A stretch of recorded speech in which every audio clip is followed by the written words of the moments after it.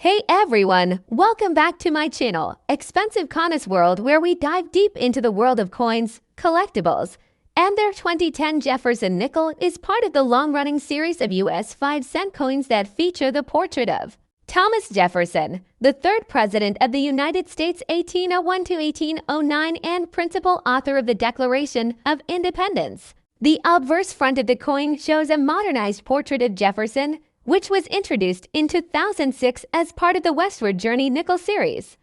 The word Liberty is inscribed on the right side of the coin in Jefferson's own handwriting, accompanied by the year 2010 and the mint mark D indicating that it was produced at the Denver Mint. The phrase, "In God We Trust," is also present, reflecting the United States national motto. The reverse back of the coin, though not visible in the image, features the image of Monticello, Jefferson's famous Virginia home, along with the inscriptions United States of America, E pluribus unum, and the denomination 5 cents. The composition of the coin is a copper-nickel alloy consisting of 75% copper and 25% nickel, giving it a durable silvery appearance. This coin holds not only monetary, but also historical and cultural significance. The Jefferson nickel has been in production since 1938, replacing the Buffalo nickel. Over the years, the design has undergone various updates to modernize Jefferson's image and honor his contributions to American history. The 2010 D nickel was struck in large quantities for circulation, making it a common coin in everyday use. However, coins in uncirculated or proof condition, particularly those with mint errors or special finish, can hold higher value for collectors. The phrase "E pluribus unum," meaning out of many, one, emphasizes the unity of the U.S. states and is a key element of American identity. While this nickel is widely used for transactions, some collectors specifically seek coins with interesting toning, die errors, or limited mintages, which can increase their collectible worth. In the context of international influence, some references, like Liberty, Eaglite, Fraternity, reflect broader ideals of freedom and equality, although they are not inscribed on U.S. coins but represent universal values. Jefferson himself was an advocate for liberty and democratic principles, which is why his image remains a staple on U.S. currency, with a diameter of 21.2 millimeters and a weight of 5 grams. The 2010 Jefferson nickel remains a durable and functional coin for circulation. Modern numismatics has also increased interest in even regular date coins like the 2010 D nickel due to the legacy of Jefferson's vision and the coin's continuous historical value. Thanks for watching, and don't forget to like, comment, and subscribe for more fascinating coin stories. Happy collecting, and I'll see you in the next video. The next up top to what you have is a perfectly ordinary U.S. Jefferson nickel dated 2017 with a D mint mark struck at the Denver Mint. It's not a French coin, so the motto Liberté, Eaglite, Fraternity, and the wording Republic, and the name you wrote, Legraful, do not belong to this piece. The United States mottos you'll see on it are "In God We Trust" on the obverse and "E pluribus unum" out of many, one on the reverse. The portrait is Thomas Jefferson, third U.S. president and author of the Declaration of Independence. The word Liberty beside the date is rendered in a script that imitates Jefferson's own handwriting, a feature introduced with the post-Westward Journey redesign in 2006 by designer Jamie Franke. The reverse back shows Monticello, Jefferson's Virginia home, using the classic design created by Felix Schlag for the original 1938 Jefferson nickel competition. Since 2006, the Mint has used Schlag's Monticello again, but with crisper, more detailed engraving. Technically, the coin is made of a copper-nickel alloy, 75% copper, 25% nickel, weighs 5.00 grams, measures 21.21 millimeters in diameter, has a plain, smooth edge, and is struck with coin alignment. The two faces are upright relative to each other when you flip the coin top to bottom.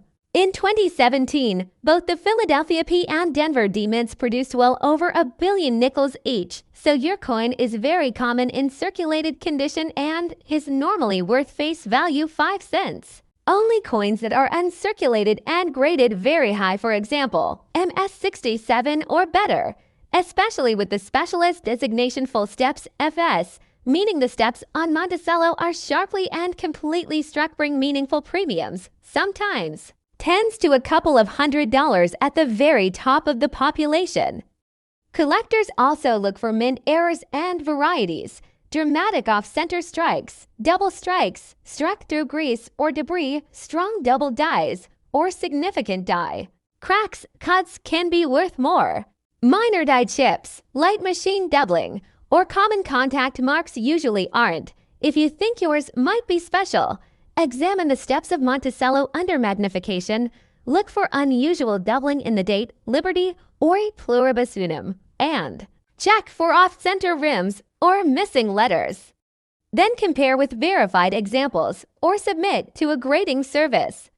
As background, the Jefferson nickel series began in 1938, replacing the Buffalo nickel. In 2004-2005, the mint temporarily changed the reverse and briefly the obverse for the westward journey designs commemorating Lewis and Clark, after which, in 2006, it adopted the current forward-facing Jefferson portrait with the handwritten Liberty. Despite occasional rumors, the metal melt value of modern nickels is still below 5 cents most of the time, and it's illegal to melt them in bulk for profit anyway.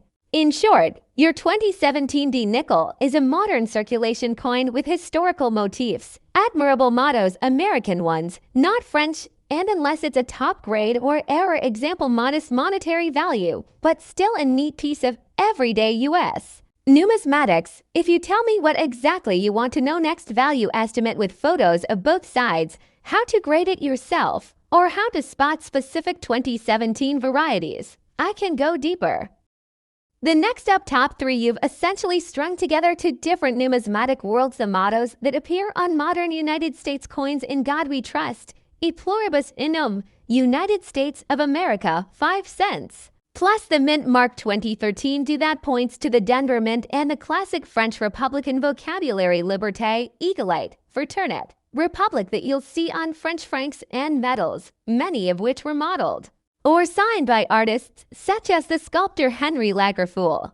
Put together, they invite a long, contextual explanation, what each motto means, how and why it ended up on coinage, what a 2013 D Jefferson nickel actually is and looks like, how U.S. and French approaches to state symbolism overlap and differ, and what, if anything, such a piece might be worth to collectors. Here's the full story, stitched into one narrative. Liberté, Egalite, Fraternité, Liberty, Equality. Fraternity is the best-known motto of the French Republic, born in the heat of the French Revolution 1789 to 1799, intermittently suppressed in the 19th century, and finally constitutionalized in the 20th. It appears in both the 1946 and 1958 constitutions.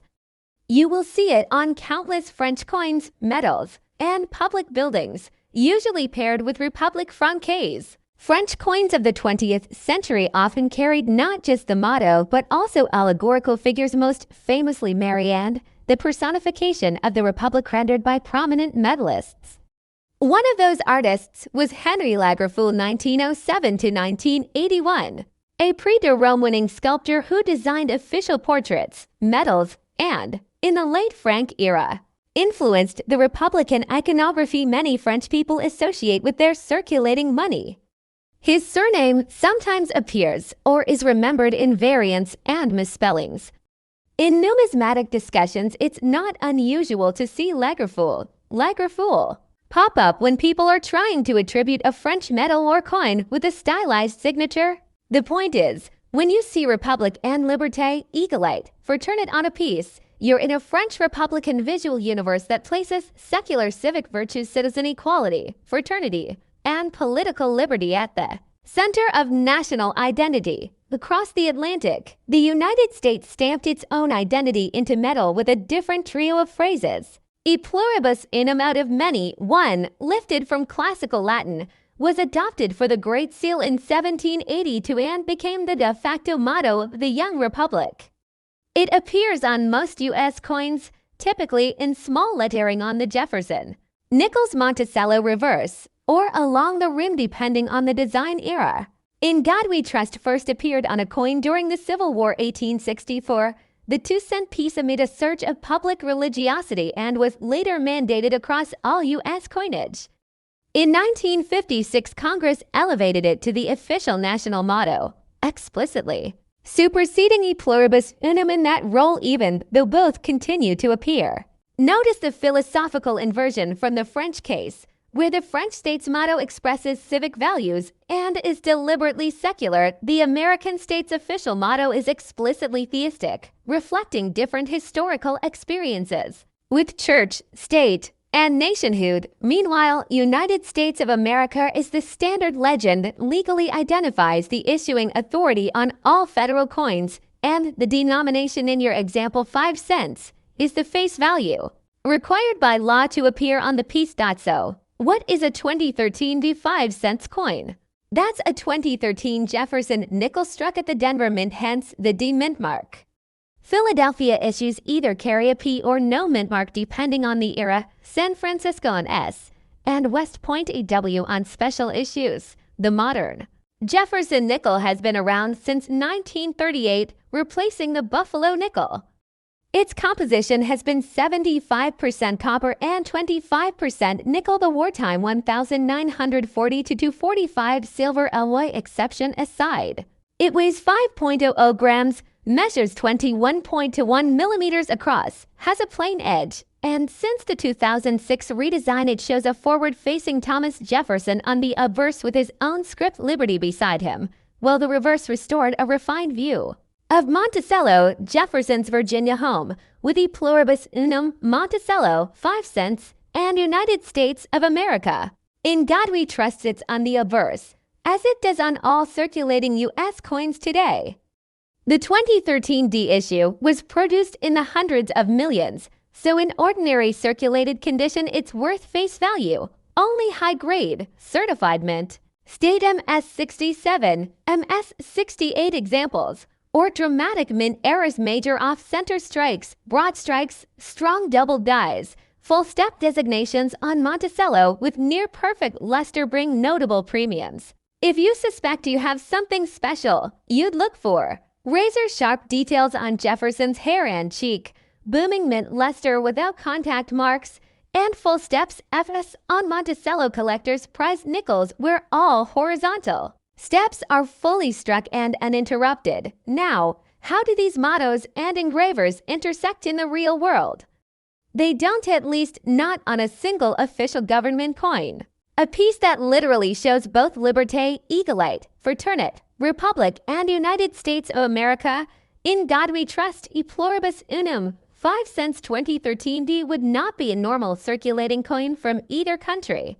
It could be, one, a hodgepodge description of two different coins. You're holding a 2013 D US nickel and a French coin, metal carrying the Republican motto and possibly the name Lagrafule, to a fantasy token, or privately struck metal that deliberately juxtaposes French and American Republican symbols. Or 3, simply a list of the phrases you noticed across several coins and want explained in one go. In mainstream numismatics, French coins and metals carry Liberté, Eaglite, Fraternit, Republic francaise, and often an artist's signature Lagrafule among them, while U.S. coins carry the trio In God We Trust, e pluribus unum, United States of America, along with the denomination and date, mint mark. Stepping back, these inscriptions tell you a lot about state ideology as condensed into pocket change.